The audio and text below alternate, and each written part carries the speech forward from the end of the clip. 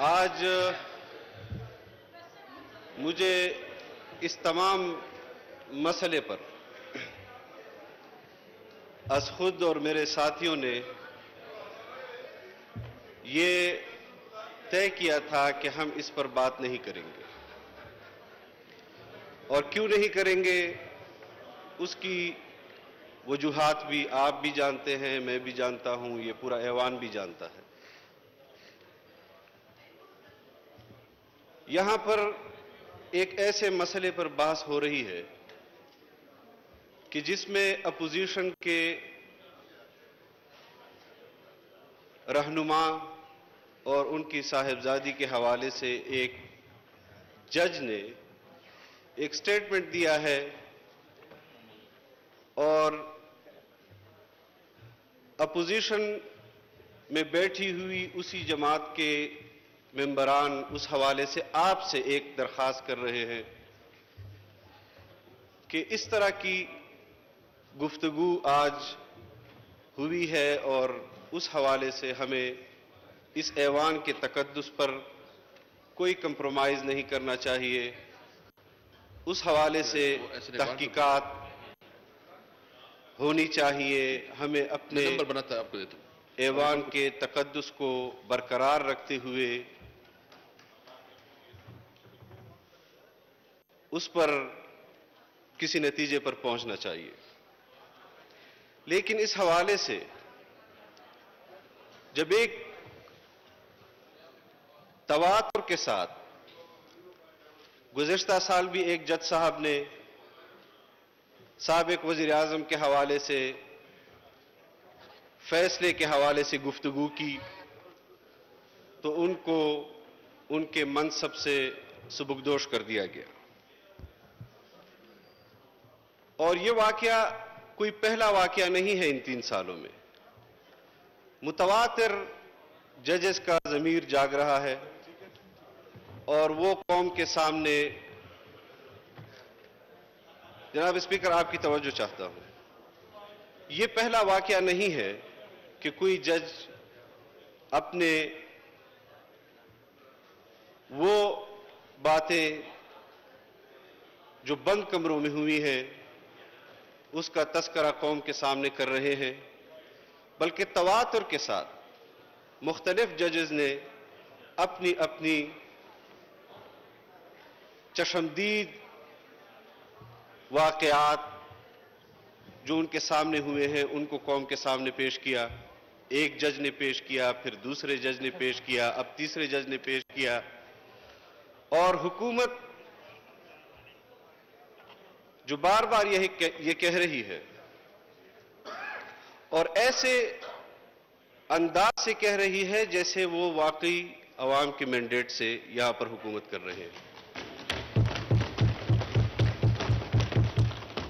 ہمیں اس پر بالکل گفتگو نہیں کرنی چاہیے تھی، بلکہ آپ جب اس منصب پر آئے اور آج جو کچھ میڈیا میں ہوا، آپ کو خود ایک ایکشن لینا چاہیے تھا کہ ہم نے اپنے پارلیمنٹ کے تقدس کو کیسے بچانا ہے۔ لیکن وزراء نے یہاں پر گفتگو کی، وزراء نے یہاں پر جواب دیا بقول آپ کے، اور ہم سنتے آ رہے تھے۔ ایک واقعہ میں آپ کو سناتا ہوں کہ 2 دوست آپس میں کسی گفتگو پر دلائل دے رہے تھے، مکالمہ کر رہے تھے، تو ایک ساتھی اس کا جب اپنے موقف کے حق میں دلائل دیتا تھا تو آواز بھی اونچی کر لیتا تھا اور ہاتھ بھی مارتا تھا اور سر بھی مارتا تھا۔ تو دوسرے دوست نے اسے کہا کہ آپ اپنے موقف کو بیان کریں، آپ آواز کیوں اونچی کر لیتے ہیں اور آپ ہاتھ کیوں مارتے ہیں اور آپ سر کیوں مارتے ہیں؟ تو اس نے کہا کہ جھوٹ ویسے کوئی نہیں مانتا، جبرن منوانا پڑتا ہے۔ اور اس کا مشاہدہ ہم نے 3 سال کیا کہ یہاں پر تنازع کس بات پر ہے۔ بات کریں، ہم بھی بات کریں گے، آپ اپنے موقف میں دلائل لائیں، ہم اپنے موقف میں دلائل لاتے ہیں، لیکن पाकिस्तान की सियासत, पाकिस्तान की जमहूरियत, खुदा करे कि पाकिस्तान में हकीकी जमहूरियत आए, पाकिस्तान में हकीकी आइन की बालादस्ती आए, कानून की हुक्मरानी आए। आपने इस हवाले से जो आपका किरदार बनता है, हमारा मुतालबा आपसे यही है कि आप उस हवाले से अपना किरदार अदा करें। लेकिन इसके साथ साथ 3-4 दिनों से जो एक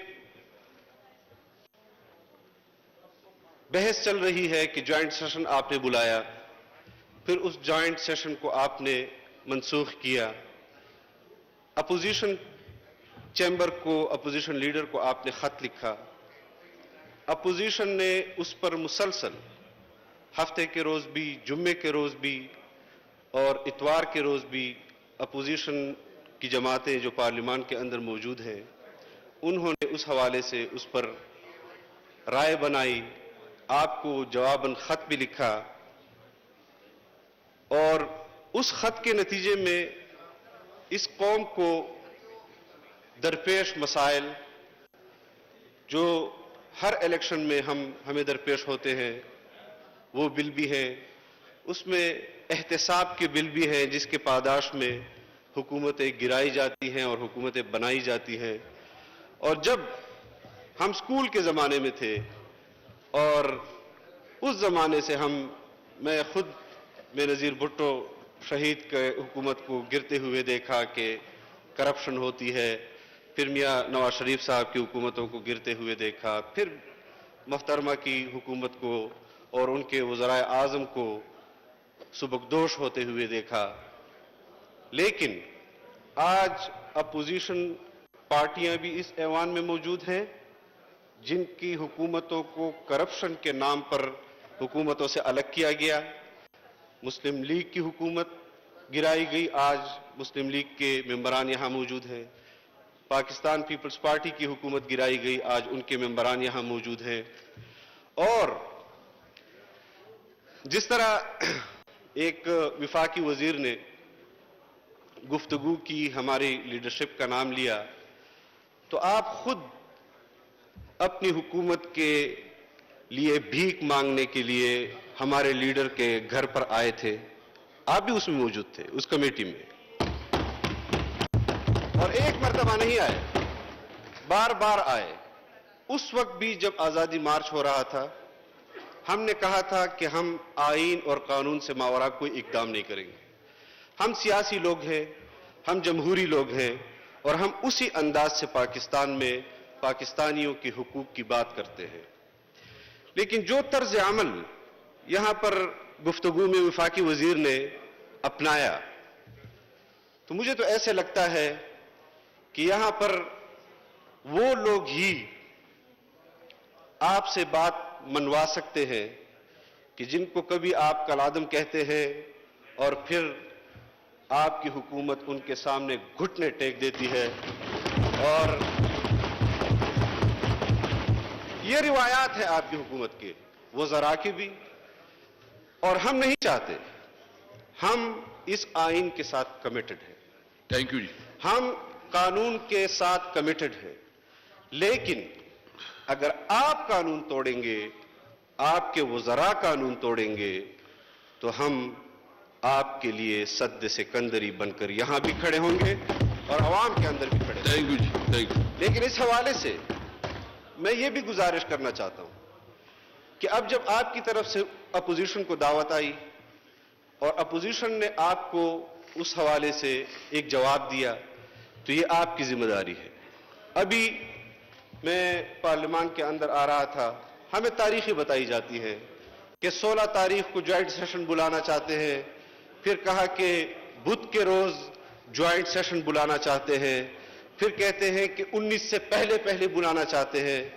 इसके पीछे क्या राज है जनाब स्पीकर कि आप 19 से पहले ये तमाम बिल इस पार्लियामान में पास करवाना चाहते हैं? मुझे कम से कम इस हवाले से आप रहनुमाई फरमा दें कि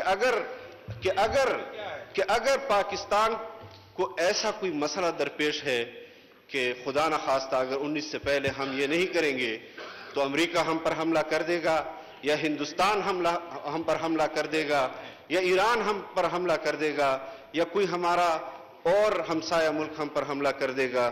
مجھے اس قانون سازی پر 8 مہینے آپ نے کمیٹی بنائی اپوزیشن کی طرف سے, اس پر 3 میٹنگز میں آپ اس میں اپوزیشن شریک ہوئی. جناب اسپیکر مجھے بات مکمل کرنے دیجیے. اپوزیشن اس پر اجلاس بلاتی رہی, حکمران جماعت کے ممبران اس میں شرکت نہیں کرتے رہے, پھر بار بار آپ کو درخواستیں دی گئی لیکن اس پر آپ کے آفس کے ذریعے کوئی تعاون اپوزیشن کے ساتھ نہیں ہوا. آج بھی ہم کھلے دل کے ساتھ آپ کے ساتھ آئینی ترامیم پر بات کرنا چاہتے ہیں. Thank you. ہم کھلے دل کے ساتھ آپ کو سننا چاہتے ہیں, ہم کھلے دل کے ساتھ آپ کو تجاویز دینا چاہتے ہیں. ہم یہ چاہتے ہیں کہ الیکشن ریفارمز پر بھی بات ہو, دیگر اس میں جو بل ہے اور ایسے بل بھی ہے جناب اسپیکر صاحب کہ جو میری کمیٹی میں ابھی تک پڑے ہوئے. ہم نے سفارشات کے لیے اسلامی نظریاتی کونسل اس میں کچھ بل بھیجے ہوئے ہیں, ان کا جواب آنا ہے اور ہمیں سننے میں آ رہا ہے کہ وہ بل آپ مجھے پوائنٹ آؤٹ کریں. بالکل اس طرح نہیں ہوگا. میں پوائنٹ آؤٹ کروں گا. لیکن ایک بات میں ضرور کرنا چاہتا ہوں جناب اسپیکر, ہمارے متعلق یہاں پر بات کی گئی کہ کس کی سیاست ختم کر دی گئی اور کس کی سیاست ختم کر دی گئی. اول تو آپ لوگ سیاستدان ہے ہی نہیں,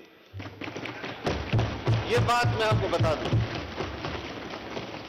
آپ کو کس طرح اس ایوان میں بٹھایا گیا اور جنہوں نے بٹھایا جناب اسپیکر, خدا کی قسم وہ ادارے اس قابل نہیں رہے کہ وہ عوام کے اندر جائیں اور عوام جو ہے ان کے حق میں ایسی بات کریں کہ ان کی تعظیم اور تکریم ہو. تھینک یو جی. نہیں, میں بات کرنا چاہتا ہوں جناب. وائنڈ اپ کر لیں پلیز, ٹائم آپ کا ہو گیا. کافی ہو گیا. اداروں کو نہیں, تقریر اگر لمبی ہوئی ہے تو تقریر پر اس وقت آپ نے سب سے زیادہ ٹائم لیا. پلیز وائنڈ اپ کریں. جناب اسپیکر میں نے کبھی آپ سے مطالبہ نہیں کیا. پلیز وائنڈ اپ کر لیں. میں نے کبھی مطالبہ نہیں کیا. اگر میں یہاں پر بات نہیں کروں گا تو پھر کون کرے گا؟ آپ کتنا ٹائم لے لیا اس نے مجھے بتاؤ. اس حوالے سے آپ نے 13 منٹ لیے, خواجہ صاحب نے 9 منٹ لیے اور اسد صاحب نے جو ہے 9 منٹ لیے اور باقی اور آپ نے 13 منٹ لیے. ٹھیک ہے جناب اسپیکر, جو 2 سال آپ کے رہتے ہیں, جو 2 سال آپ کے رہتے ہیں, ان 2 سالوں میں جو ٹائم آپ نے مجھے دینا ہے وہ آج دے دیں. 2 سال کے بعد وہ آپ کو معاف. انشاءاللہ آپ کو پھر مجھے یہ نہیں کہنا پڑے گا کہ آپ کو میں نے اتنا وقت دیا ہے اور اتنا وقت دیا. اور جب یہاں پر اپوزیشن کا سپیکر بیٹھا ہوگا, ہم آپ کو نہیں کہیں گے کہ آپ کے 10 منٹ ہوئے یا 13 منٹ ہوئے یا 20 منٹ ہوئے. یہ میں دیکھیں ایک بات اسد صاحب ایک بات یاد رکھیں. نمبر 1 یہ کہ جو میرے عہدے کا منصب کی ذمہ داری ہے, میں پورے دیانتداری سے کوشش کرتا ہوں کہ میں اس کے ساتھ انصاف کروں اور اس سیٹ پہ بیٹھ کے میں پھر میرے لیے سب جو ہے نا ایک جیسے ہوتے ہیں, جو قانون اور آئین کے مطابق ہوتا ہے. جی پلیز. شکریہ جناب اسپیکر. ہمیں اس پر تانے نہیں دینے چاہیے. اپوزیشن کی طرف سے آپ کو تجاویز آتی ہیں, قانون سازی آپ کرتے ہیں, آپ اپوزیشن سے پوچھتے نہیں. اور جہاں پر آپ جمعیت علماء اسلام کو, مجلس عمل کو, ان قوانین میں جو شرعی حوالے سے قانون سازی آپ لوگ کرتے ہیں اس میں علماء کو آپ شریک نہیں کرتے. بل آ جاتے ہیں اور پھر اس اسلامی نظریاتی کونسل چلے جاتے ہیں. اسلامی نظریاتی کونسل سے اس پر سفارشات مرتب ہوتی ہے, آپ تمام سفارشات کو مسترد کر دیتے ہیں اور جس انداز میں آپ بل یہاں پر لے کرتے ہیں اسی انداز میں آپ اس پر قانون سازی بھی کر دیتے ہیں. تو میں سمجھتا ہوں کہ بحیثیت اسپیکر آپ کی ذمہ داری ہے کہ آپ اسلامی نظریاتی کونسل کے سفارشات کو بھی اگر وہ کمیٹی میں وہ بھجواتے ہیں, اگر وہ آپ کسی اسپیشل کمیٹی کو اس بناتے ہیں اس کے لیے یا ہماری کمیٹی میں آتے ہیں, تو کم از کم ایک نظر آپ ضرور اس کو دیکھ لیا کریں کہ کہاں کہاں پر اسلامی نظریاتی کونسل کے سفارشات کو انہوں نے مسترد کیا ہے. یہ ہمارے اعتقادات کا مسئلہ ہے, یہ پاکستان کے نظریاتی اساس کا مسئلہ ہے. ہر چیز کو ہر چیز کو جائز اور ناجائز کے نظر سے نہیں دیکھنا چاہیے، بلکہ یہاں پر ہماری اپنی کچھ روایات ہیں، اسلامی روایات ہیں، اس حوالے سے بھی ہم نے اس قوم کے اندر کچھ ایسے اقدار اور ویلیوز کو پروان چڑھانا ہے کہ جس سے ہم پاکستان میں ایسے معاشرے کو تشکیل دے کہ جس میں ہماری آنے والی نسلوں کی تربیت جو ہے وہ ہمارے اپنے روایات کی بات بالکل صحیح ہے.